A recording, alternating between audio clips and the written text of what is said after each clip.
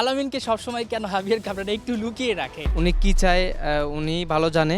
1 মিনিটের জন্য হলেও যদি আমি সুযোগ পাই আমি আমার বেস্ট দিব। ফুটবলে তোমাকে দিয়ে কিচ্ছু হবে না।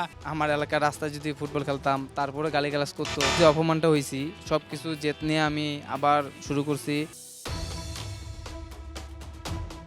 এই মুহূর্তে বাংলাদেশের লোকাল ফুটবলারদের মধ্যে যদি সবচেয়ে বেশি আলোচনা হয়, উপরেই থাকবে মোহাম্মদ আলামিনের নামটা। বাংলাদেশের ঘরোয়া লিগে দাপুটের সঙ্গে তার গোল করার কৃতিত্ব রয়েছে। বয়সটা কম, তবে স্কিলের দিক থেকে আলামিন থাকবেন অনেকটা এগিয়ে। কেমন কাটছে আপনার দিনকাল? আলহামদুলিল্লাহ, এখন প্র্যাকটিস করতেছি, লেগের খেলা চলতেছে। আলহামদুলিল্লাহ ভালো।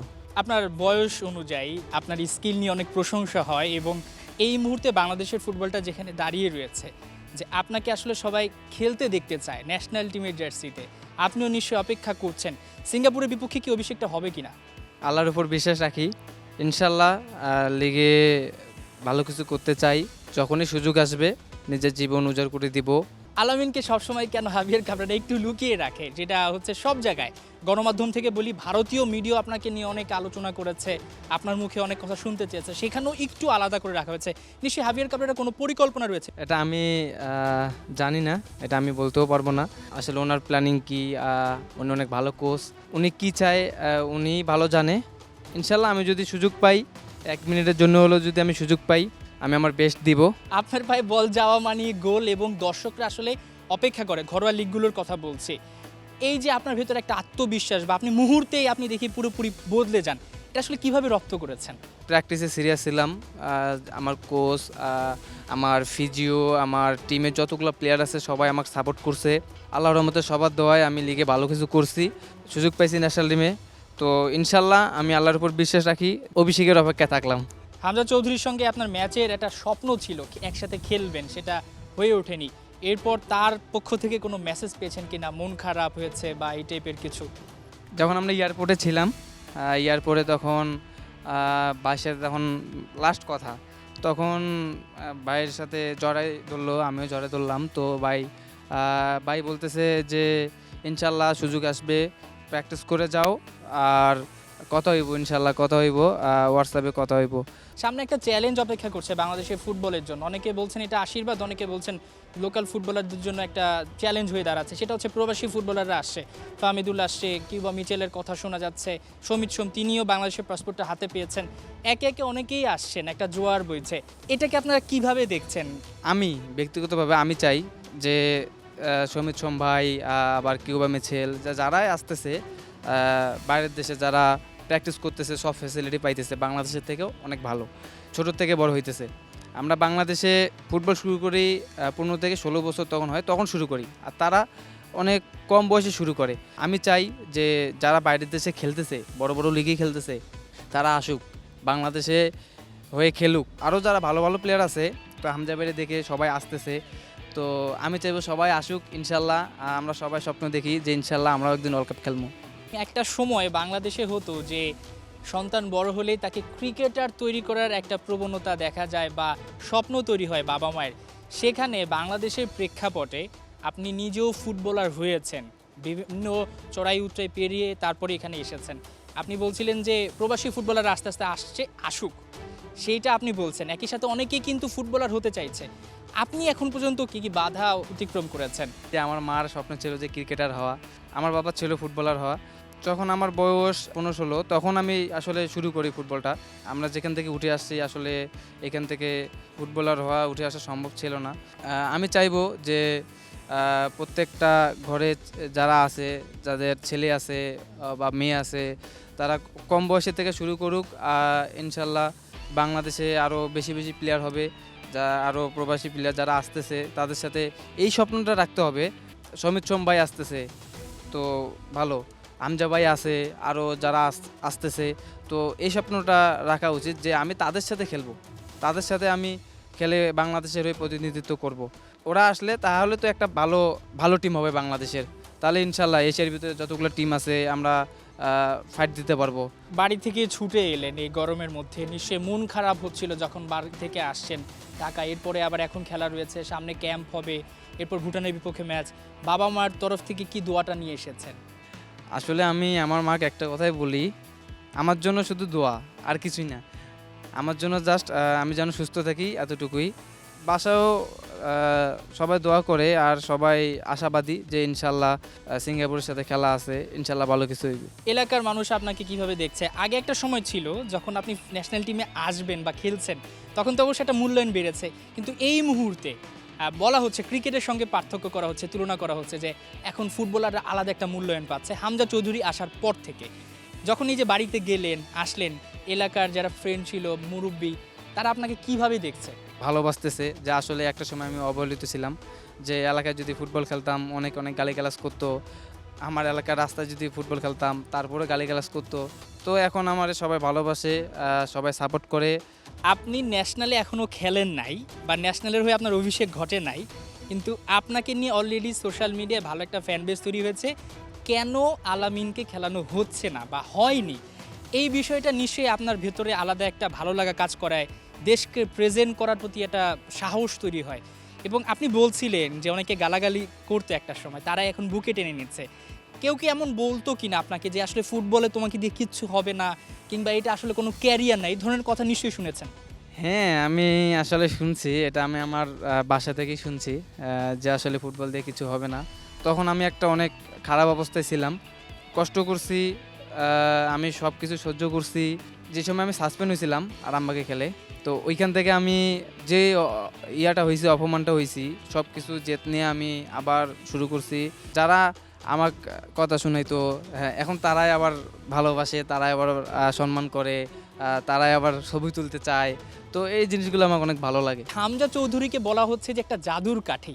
তিনি একটা পরশ পাথরের মতো কাজ করেছেন। তিনি আসার পর থেকে যেভাবে দলের অবস্থা বদলে গেছে, একই সাথে সবাই সিরিয়াস হয়ে যাচ্ছে এবং আপনারাও কিন্তু খেলার প্রতি একটা আলাদা ভালোবাসা পাচ্ছেন। আগে হয়তো বা যে খেলার প্রতি যে সিরিয়াসনেস যতটুকু না কাজ করতো, এখন কিন্তু আপনি ঘরোয়া লিগেও দেখেন সবাই নজর রাখছে, সম্প্রচার হচ্ছে, সব কিছু মিলিয়ে কিন্তু খেলার প্রতি প্যাশনটা আরও বেড়ে গেছে নিশ্চয়ই। যেহেতু হামজা ভাই আছে, এখন আমাদের যে প্রিমিয়ার লিগটা চলতেছে বাংলাদেশের, ইনশাল্লাহ আমি আশা করি যে সবাই এটা আশা করে যে নেক্সট ইয়ার থেকে এটা আরও অনেক ভালো ভালো হবে। একটা ক্রিকেটার কারো অভিষেক ঘটলে আমরা দেখি সাধারণভাবে টেলিভিশনে দেখা যায় যে তাকে নিয়ে বিজ্ঞাপনী প্রতিষ্ঠানগুলো কিন্তু লেগে থাকে। নতুন একটা মুখ আসলে তাকে দিয়ে যে কোনোভাবে তারও একটা ইনকাম সোর্স বের হয়।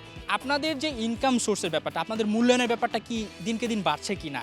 হ্যাঁ, আসলে আমার আমার নিজস্ব একটা স্পন্সর আছে, হয়তো এটা বলা হয় নাই।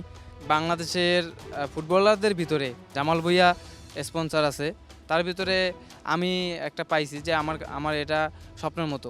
কিন্তু আপনি আসলে ন্যাশনাল এখন অভিষেকটা ঘটে নাই, তারপরে আপনি তার আগেই আপনি কিন্তু পেয়ে গেছেন এবং ভবিষ্যতে আপনি নিজেকে অনেক দূরে দেখতে চান। আপনার জার্নিটা হয়তো বা এখানেই শেষ হচ্ছে না।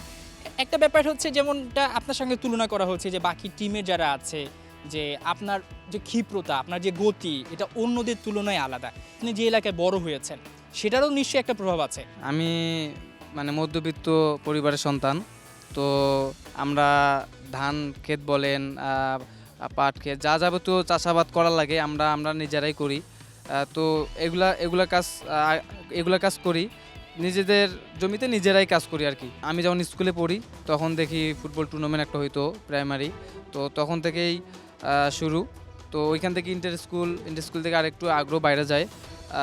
তো মা চাইতো যে আমি যেন অনেক বড় ক্রিকেটার হই, কারণ ক্রিকেটারের নাকি টাকা আছে, যে ক্রিকেটারের টাকা আছে, আর ক্রিকেটার নাকি অনেক সেফটি, যে কোনো কিছু হয় না। আর ফুটবলারদের যে আমাদের এলাকার পাশে তো এক এলাকায় খালি পায়ে খেলতে যেয়ে বুকে বল লাইগা মারা গেছে আর কি। তো তখন থেকে আমার মা অনেক ভয় পাইতো যে ফুটবল খেলিস না বাবা, তুই ক্রিকেটে যা যাবি, তো টাকা লাগে আমি ক্রিকেটে দিব, কিন্তু ফুটবলে দিব না। তো আমার বাবা নিজেও একজন ফুটবলার ছিল, খালি পায়ে খেলতো।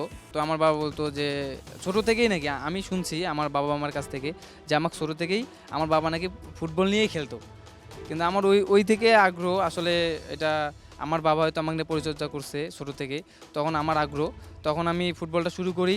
তারপর মাঠে যাই, তারপর আমি যেমন ফ্রি সিজন আমি অনেক নিজে আমি হার্ড ওয়ার্ক করি অনেক। আমি মাঠেও প্র্যাকটিস করি, আবার সকালে যারা দেখেন সকাল হলেই বা ফজর হলেই সবাই ঘুমায়, আর আমরা ওই সময়টা প্র্যাকটিস করি যে 6টা 6:30টার দিকে। হ্যাঁ, এই এই যে কষ্টটা করছি, কষ্টটার ফল এখন আল্লাহ আমাদেরকে এখন দিতেছে, যে সবাই ওই সময় ঘুমায়, আমরা ওই সময় প্র্যাকটিস করি। এই যে বিকাল টাইমে দেখেন অনেকজন অনেক ব্যস্ত থাকে, আমরা প্র্যাকটিস করতেছি, বা যারা নতুন শুরু করতেছে, যারা যারা মাদক মাদক তারপর নেশায় যারা আসক্ত না, এরা কিন্তু ঠিকই ফুটবলে আসতেছে। তো আমি চাইবো যে আমি যে পরিমাণে কষ্ট করে আসছি, যে ইনশাল্লাহ আল্লাহর প্রতি বিশ্বাস আছে যে ইনশাল্লাহ ভালো কিছু হবে সামনে। আপনার মা হয়তো বা ভেবেছেন বা বাংলাদেশের পারিপার্শ্বিক যে ক্রিকেটে গেলে বাবা টাকা বেশি বা কোনোভাবে আমাদের হয়তো বা জীবনযাত্রার মান চেঞ্জ হবে, কিন্তু এখন সেটা কিন্তু ফুটবলেও ছোঁয়া লাগছে। কৃতিত্বটা আসলে কাকে দিতে চান এই মুহূর্তে? অবশ্যই আপনারা পরিশ্রম করছেন, বাট ঠিক কোন জায়গা থেকে বদলে গেল? ফুটবল ফেডারেশনে যারা আছে কর্মকর্তা, তারা অনেক ভালো কাজ করতেছে। আর সবথেকে বেশি কৃতিত্ব দিতে চাই যে হামজা ভাইকে। যে হামজা ভাই আসছে, হামজা ভাই আসার পর পুরো ফুটবল চেঞ্জ হয়ে গেছে। এখন সবাই খোঁজখবর রাখে ফুটবলের। আগে এমনটা ছিল না, এখন সব জায়গায় ফুটবলটা ছড়াই গেছে একমাত্র হামজা ভাইয়ের কারণে। যে লাল সবুজের জার্সিটা, সেই জার্সিটা আগে হয়তো বা শুধু ফুটবলাররাই পরতো, কিংবা হাতে গোনা যারা একদম ফুটবলের ড্রাইহার্ট ফ্যান তারা হয়তো বা বাজার থেকে কিনতো। এই মুহূর্তে হামজার নামে জার্সি মানুষ কেনার জন্য পাগল হয়ে গেছে, তার অটোগ্রাফ সহ। আপনি কি কখনো স্বপ্ন দেখেন বা দেখেছেন যে আপনার নামের জার্সিটা কেউ কেনার জন্য লাইন ধরে দাঁড়িয়ে থাকবে বা অপেক্ষা করবে? সেই স্বপ্ন কি আপনি দেখেন?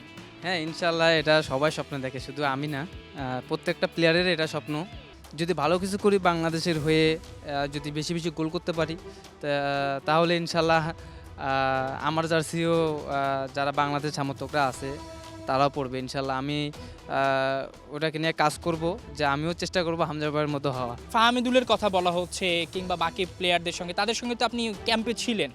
তারা মানে প্লেয়ার হিসেবে বা তারা যেহেতু উন্নত দেশগুলোতে খেলেছে, কি কি শেয়ার করেছে বা কি কি বাতলে দিয়েছে বিষয়গুলো যদি দর্শকদের জানানো যায়? ফাহমিদুল আমাদের সৌদিতে ক্যাম্পে ছিল, ও অনেক ভালো। ওর সাথে আমরা ফ্রেন্ডলি মিশছি, বিশেষ করে আমি। ওরকম কথা হয় নাই খেলাধুলা নিয়ে, শুধু এরকম হয়েছিল যে ইতালি লিগ কেমন, ইতালি তুমি খেলো, কীরকম স্যালারি, বা এর থেকে ভালো কিছু করতে হলে কী করতে হবে, সব কিছু আমাদেরকে ক্লিয়ারলি বলে। যে ইতালির ফার্স্ট ডিভিশন হলো অনেক বড়, বা ওই যেরকম রোমা আছে, তারপর অনেক বড় বড় ক্লাব, এগুলা তো ট্রাই করতেছে। তো আস্তে আস্তে আস্তে আস্তে তারপর ওই বড় ক্লাবে যাবে। তো এগুলা নিয়েই কথা হইতো, যতটুকু কথা বলছি ওর সাথে। তো অনেক ভালো ছেলে, অনেক ভালো। আপনি কি কখনো এই স্বপ্নটা দেখেন যে দেশের বাইরে খেলবো, বড় একটা ক্লাবে খেলবো? সেই জিনিসটা কি নিজের ভেতরে বপন করেন কিনা বা বিশ্বাসটা আছে? যদি আল্লাহ চায় তাহলে সবই সম্ভব। আমি আল্লাহর কাছে চাইবো, ইনশাল্লাহ আমি চেষ্টা করবো বাইরের দেশে যাওয়ার। সিঙ্গাপুরের বিপক্ষে আপনার ঠিক লক্ষ্যটা কি? কয়টা গোল করবেন? আমি মুখে বলতে চাই না, আমি কাজে বিশ্বাসী। আমি আল্লাহর প্রতি বিশ্বাস রাখি। আমি নিজেকে আমি রাজাও মানতে পারি, বা বলতে পারি যে আমি রাজা, কিন্তু আমাকে তো করে দেখাতে হবে যে আমি রাজা। আমাকে তো সবাই চিনবে যে না আলামিন রাজা, ওই জিনিসটা তো আমাকে করে দেখাতে হবে। তো ইনশাল্লাহ আমি কথায় না, আমি মাঠে করে দেখাবো ইনশাল্লাহ। দর্শকদের উদ্দেশ্যে কি বলবেন? ওনারা আমাকে নিয়ে স্বপ্ন দেখতেছে, যারা দেশবাসী আছে বা যারা আমাকে সাপোর্ট করতেছে। তো ইনশাল্লাহ আমি নিরাশ করব না, আমার জন্য দোয়া করবেন। ইনশাল্লাহ আমি ভালো কিছু করব। বলছিলেন মোহাম্মদ আলামিন, শুনছিলাম তার স্বপ্নের কথা, তার বেড়ে ওঠার কথা। আলামিন নিজেকে ভাবতেই পারেন রাজা, তবে তিনি আসলে কাজটা মাঠে করে দেখাতে চান। আলামিন নিরাশ করতে চান না, সবাইকে কথা দিয়েছেন যদি সিঙ্গাপুরের বিপক্ষে তার অভিষেকটা ঘটে একদম ফাটিয়ে দিবেন। হাসান সজীব, ৭১, ঢাকা।